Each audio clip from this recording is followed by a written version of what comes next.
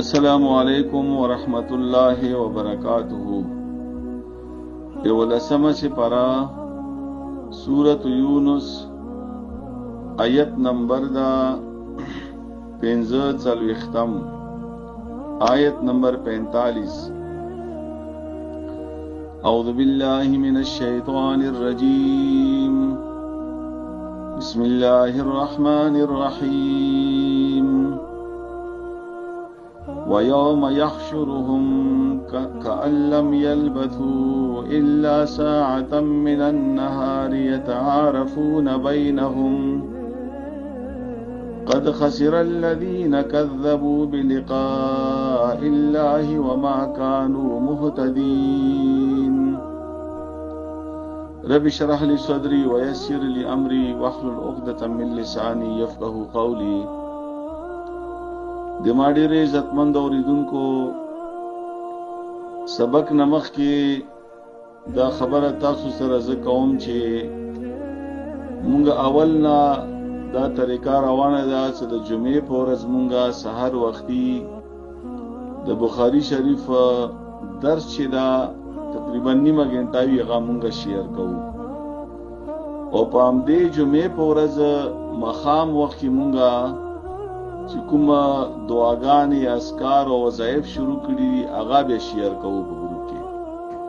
نو کوشش دا کوئ چې د بخاری شریف درس هم واورئ، ځکه چې قرآن پاک سره سره د رسول الله صلی الله علیه وسلم احادیث دا موږ لپاره ډېر ضروری دي، ځکه چې په احادیثو کې د قرآن پاک تشریح ده، د قرآن پاک تفسیر ده، او په دې قرآن پاک باندې مونږه نبی علی السلام پوي کړیو په همدې احادیثو کې. نو احادیث به خامخا واورئ د نبی علی السلام، او کوشش دا کوئ چې د نبی علی السلام سیرت چې دا هغه نه هم ځان خبروي.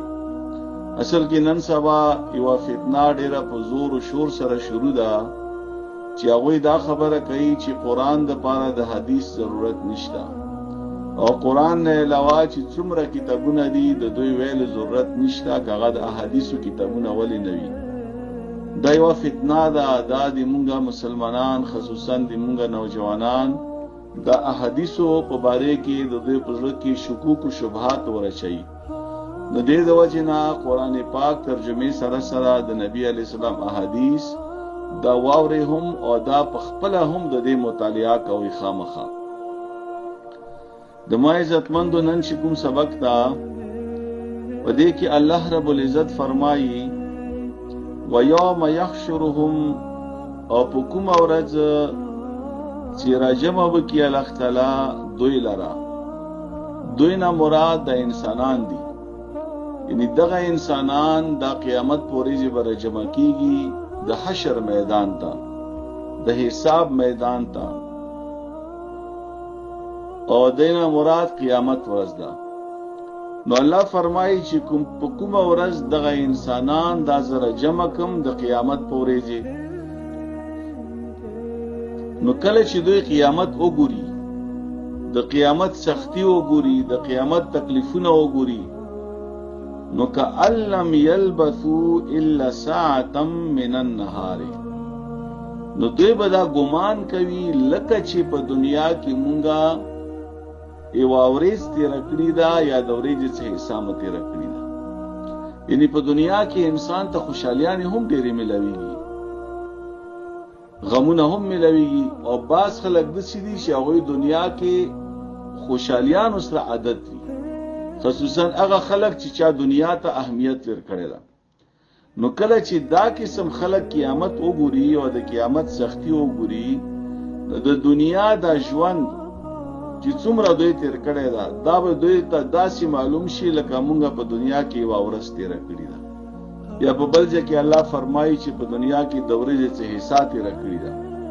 دوی ته په دنیا ژوند به دوی نه هیر شي، دنیا ژوند دوی ډېر معمولي ښکاره شي. نو دې د وجې نه قرآن او حدیث مونږ ته دا خبره ښیي چې اصل اهمیت هغه د آخرت ده، اصل کوشش د آخرت دپاره کوو. د دنیا او دنیا څخه مینه کول دا په آخرت کې نه پکارېږي. دنیا صرف ضرورت دپاره ده، لکه دنیا کې چې مو وخت تېروو نو ظاهره خبره ده مونږ پیسې هم لګيږي، مونږ به کپڑے هم لګيږي، مونږ به گاډي هم لګيږي، مونږ به کور هم لګيږي، مونږ به تعلیم هم لګيږي. دا ټول ضرورتونه دي د دنیا ژوند لپاره. خدا دې مونږه مقصد نه راغوره. مقصد دې مونږه دا ده چې مونږه آخرت لپاره کار وکړو. لکه مثلا ما ته الله تعالی یو نعمت را کړی دا، یو گاډي ما ته الله را کړی دا. نو دا گاډي حاصلول دا د مو مقصد نه ده. د مو اصل مقصد دا ده چې دغه گاډي د آخرت لپاره استعمال کړو. کما ته الله د دنیا علم را کړی دا، زه ډاکټر یم، زه انجینیر یم، ما سره څه فن ده په دنیا کې، دا د مو مقصد نه ده. د مو مقصد دا ده چې دغه فن او دغه علم د آخرت لپاره استعمال کړو. کوم ته الله تعالی پیسې را کړې دي، مال را کړی دا، نو دا مال ګټل دا د مو مقصد نه ده. د مو اصل مقصد دا ده چې د مال ذریعہ سره دا زه داسې استعمال کوم چې زه ورسره آخرت وګټم، چې زه ورسره الله راضي کوم او زه په آخرت کې کامیاب شم. دا چې د دنیا هر یو نعمت دا به مقصد نه ګرځو. مقصد مونږه دا ضرورت ده او مقصد مونږه ګرځو قیامت پورې چې کامیابیدل، د الله تعالی رضا، جنت حاصلول، دا به مو مقصد وي.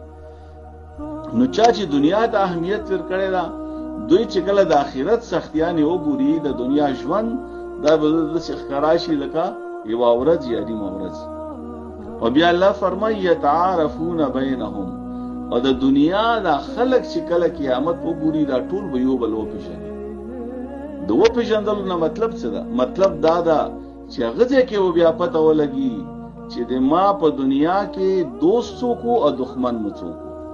لکه مثلا د ما مشر ده په دنیا کې، دا بيدینه ده، دا ما بيدینی طرف ته اړي، یا د ما خاندان مشر ده، یا ما د کور مشر ده، یا ما د کلی مشر ده، یا ما د پارټۍ مشر ده.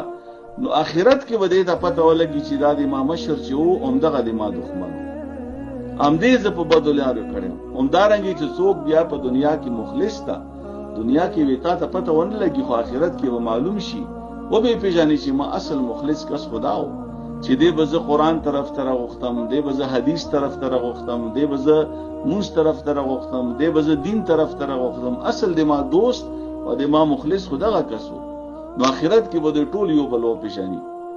بیا الله فرمایي قد خسر الذین کذبوا بلقاء الله، یقینا چې نقصان وکړلو هغه خلکو چا چې د الله تعالی دغه ملاقات د دروغ ګڼل ده په دنیا کې. یعنی په دنیا کې قیامت نه منلو، په دنیا کې آخرت نه منلو، په دنیا کې دغه د ورځ د جزا او د سزا نه منله، نو هغه ډیر لوی نقصان وکړل. او دا داسې نقصان ده چې دا نقصان بیا د دې تلافي هم نه کیږي. وما كانوا مهتدين، او نه دوی په سیده لارې باندې روانو، نه دوی د پاره هدایت وو، په سیده لارې نه روان. اوس ترجمه ته متوجه شو. ويوم فكم ورز با يحشرهم تراجم بکی الله دوی لرا، نو کعلم یلبسو، نو دوی به ګمان کوي لکه چې وخت نه و تیر کړی مونږه په دنیا کې، الا ساعتن مگر یو ساعت، من النهار د ورځې نه، یتعارفون بینهم، دوی به وپېژني په خپله کې یو بل. قد خسر الذین، په تحقیق سره نقصان کې شولو هغه کسان، کذبو چې هغوی دروغ وګڼلو، بلقاء الله، دغه ملاقات د الله، وما كانوا مهتدين، او نو هغوی هدایت موندونکي. الله تعالی د په دې سبق باندې موږ ته پویا، او الله د په دې